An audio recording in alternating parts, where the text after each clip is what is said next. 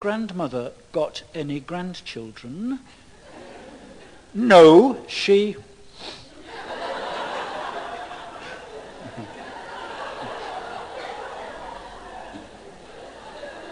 I don't know, honestly.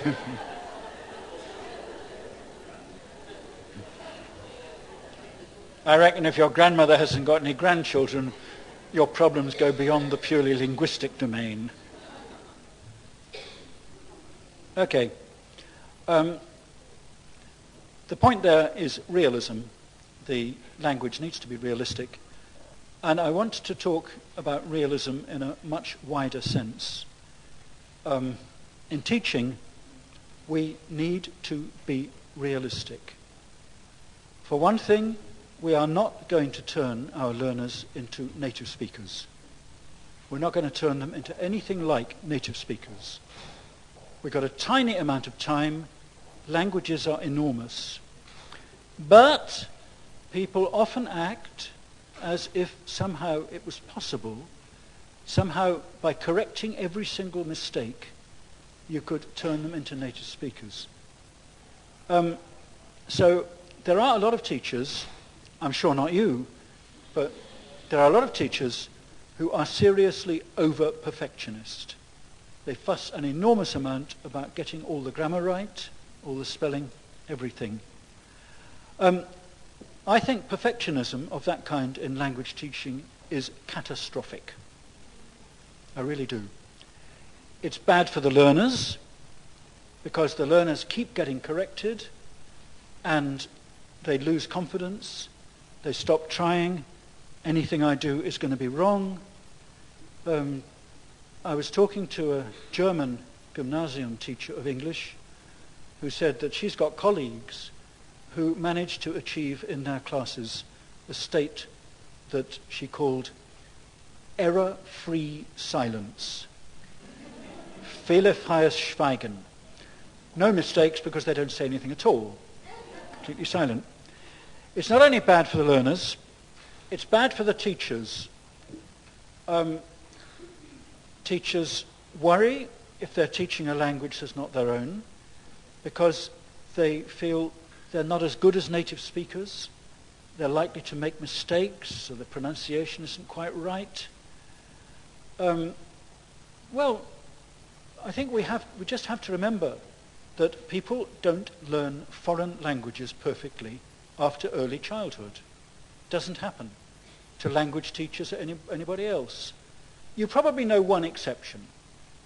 There's one person in 1,000 who manages as an adult to master a foreign language so that they are exactly like a native speaker. Those people deserve all our admiration. And personally, I hate them. But most people are like me. 8 years in France, I've got good French, but I've got an Englishman's good French. I make mistakes. We all do. So a language teacher must not get upset about the fact that they may sometimes get things wrong. When we are perfectionists by nature, a lot of us, but you can't go on thinking like that. Oh God, I've made a mistake. I'm not fit to be a teacher. Shall I commit suicide now or read another grammar book first? The other way in which it's bad for teachers and bad for everybody is that teachers who are not sure of their command of a foreign language, maybe not very fluent in it, happens to a lot of us,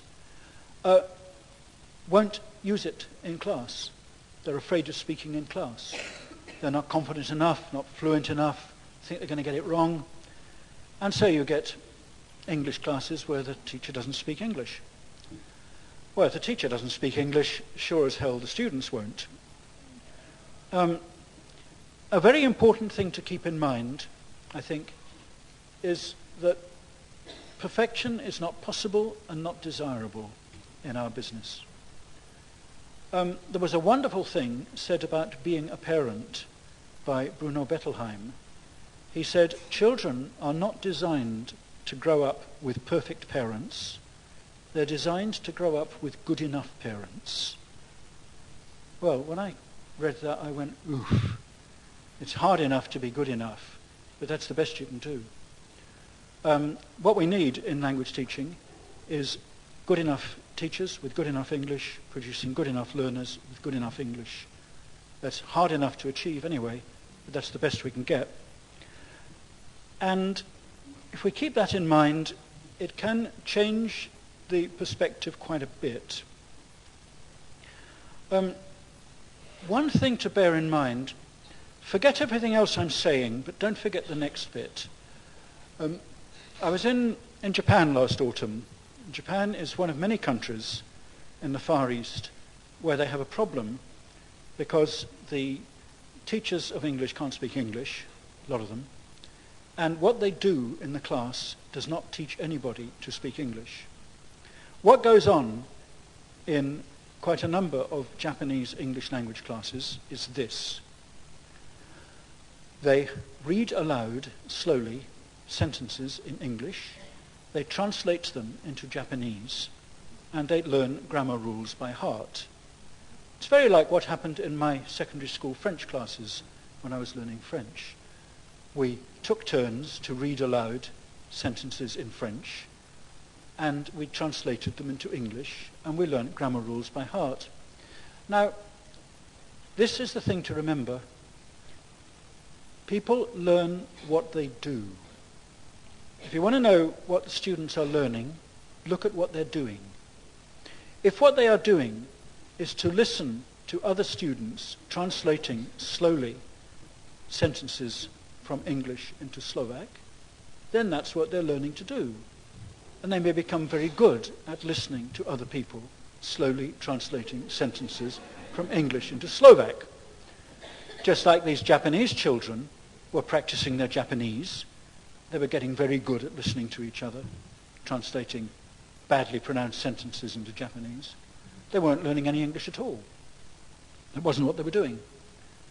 They will learn what they're doing. And if what you want them to learn is speaking English, that's got to be what they're doing. It might be hard to achieve, but that's what it's got to be. You get out what you put in language teaching. You don't get out what you don't put in. If you want speaking to come out, speaking has got to go in. It's not a simple equation. You don't get speaking just from speaking, of course, but it's the most important thing. A lot of things go into learning to speak English: knowledge of grammar, knowledge of vocabulary, fluency practice, but most important, speaking. It's like any other skill activity. Footballers, if they're going to be good footballers, don't need just to play football matches. They need various kinds of training, physical training, tactical training, but they're not going to be any good at playing football if they don't play football. That's the key thing. So, get out what you put in. And another key thing for me is be realistic in the sense of not doing too much. I got a feeling that educational authorities often put too much into the national syllabus. Too much has to be covered. Consequently, nobody learns anything properly because you have to keep going on to a new thing. My preference, if I'm teaching people, is to keep it small, don't teach very much, and give the students confidence in using it until they're really good at it. I had a lovely experience of this kind years back when I was trekking in Nepal with some French friends, about 8 of us. The others from the same village in France. One of us was a mountain guide, and we had a wonderful 3-week trek in the Himalayas.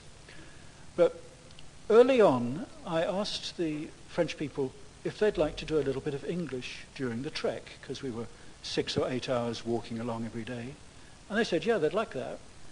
Now, French English teaching, French language teaching, is very perfectionist, in a very negative way often. And all of these people, however much English they'd done at school, they said, je suis nul en anglais. I don't know any English. Can't do any English at all. And I didn't think my job in 3 weeks walking was to teach them much English. I did think my job was to give them confidence in what they knew. And so I would talk to each one for a quarter of an hour, 20 minutes during the day, and we would go back over the same ground again and again. They'd start talking a bit about their family, and I'd help them with the language. Following day, same person, we'd talk about their family again. They'd use some of the language they remembered from the day before. And after a few days of this, they were getting quite confident in this little family conversation, and we move out to something else. And at the end of the 3 weeks, they didn't know a lot that they didn't know that they hadn't known at the beginning, but they could use it. And I think that keeping it small and giving people confidence in it is crucial. I had a violin teacher who didn't know that, and every time I got halfway to mastering a violin piece, she moved me onto another piece. I found that extremely discouraging. I never got any good at anything. I ended up thinking, je suis nul au violon. I can't play the violin. Actually, I probably could, but it needed a more realistic approach. I'm not saying